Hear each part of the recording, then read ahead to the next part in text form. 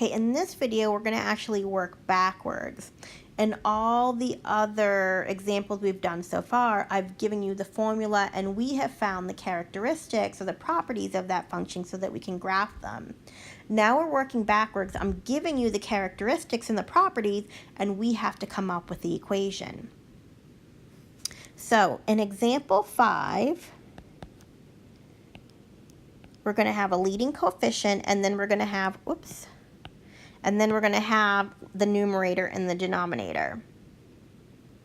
Now, the first part that it tells us, it says the vertical asymptotes are at x equals -5 and x equals 3. Well, if you recall, the vertical asymptotes occur at the values of x that make the denominator 0.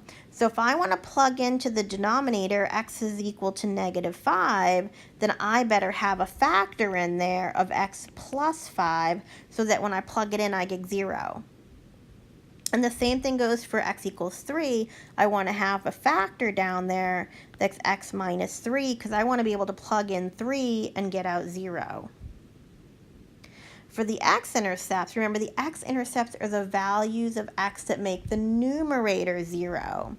So if I plug in 4, I want to make sure I have a factor of x minus 4 so I get 0. And if I have -2 as an x-intercept, I want to make sure I have a factor of x plus 2. So when I plug in -2, I get out 0. Now, we've got an extra point here, and what we're going to do is use that extra point to find our leading coefficient, just like we did with the polynomials. I'm going to plug in 1 for y and 0 for x, and then that way I can solve for a. So I have 1 is equal to a times 0 minus 4 times 0 plus 2 over 0 plus 5, 0 minus 3. So now I got 1 is equal to a, and then on the top I have -4 times 2, that's a -8, and a 5 times a -3, that's a -15. So I want to multiply both sides of that equation by 15 over 8. This becomes positive, because I have a negative over a negative. So I'm going to multiply both sides by 15 over 8 so I can see what a is. So when I multiply both sides by 15 over 8, I get 1 times 15 over 8, which is just 15 over 8. Okay, so now I'm going to plug that back in and I'll get my final answer. So I have 15 over 8. And then I have x minus 4 times x plus 2 on top, x plus 5, x minus 3 on the bottom. Okay, second example, we're going to do the same thing. We have a leading coefficient, and then we have a top and a bottom. The vertical asymptotes are the values of x that makes the denominator 0. So if my vertical asymptotes are 1 and 5, I should have factors of x minus 1 and x minus 5. The x-intercepts are -5 and -1, and those are the values that make the numerator 0. So if I have -5 and -1, I need to have x plus 5 and x plus 1 in the numerator. And then we're going to use our y-intercept as our extra point to plug in to solve for a.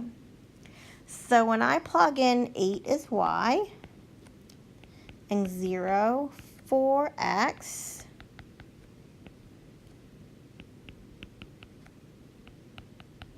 whoops, 0. Okay, that leaves me with 8 is equal to, on the top, I have 5 times 1, which is 5. And I have -1 times -5, which is a positive 5. So I just get 1a. So 1a is equal to 8. So my final answer is going to be y is equal to 8 times x plus 5, x plus 1, all over x minus 1, and x minus 5. Okay, in this last example, we're doing the same thing that we were doing before, only now we're getting the information from the graph instead. Okay, the vertical asymptotes, if you look, even though they're not drawn on here, you can eyeball it. They're going to be right here, where I just drew those dashed lines. So my vertical asymptotes are going to be at x equals -3 and x equals +3, which means in my denominator, I should have x plus 3 and x minus 3 as my factors. Now, the top is where I would deal with my x-intercepts. And if you notice, I only have one x-intercept. It's right there at x equals 1. So if I have an x-intercept of 1, I need to have the factor of x minus 1 on the top. Now I'm going to pick an extra point to plug in for x and y so I can solve for a. Now you can pick any point on the graph as long as you can read it clearly that it actually crosses that point.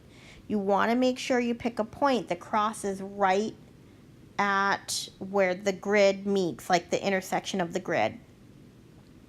I personally, if possible, like to use the y-intercept because it has 0 in it and it makes the arithmetic easier. So I'm going to use the y-intercept of 0, 1.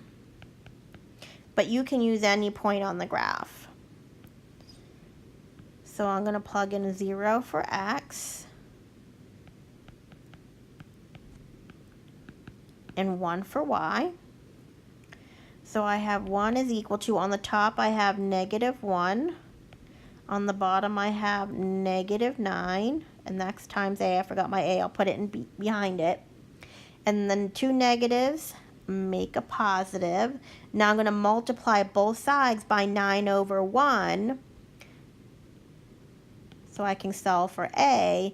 And when I multiply both sides by 9/1, I'm just going to get 9 is equal to a.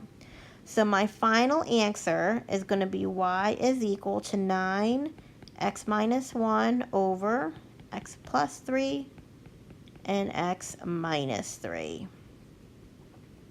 And while we're looking at this graph, actually, let's do a couple of more review problems for arrow notation.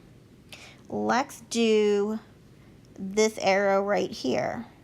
So as I approach 3 from the right, y is going to positive infinity, so I would write it like this. As x approaches 3 from the right means I have a little plus sign there. Y goes to positive infinity. Now let's practice with this one here. Okay, so I'm tracing this. And as x approaches -3 from the right, y goes to positive infinity. This one down here, let's do this one too, and then we'll stop.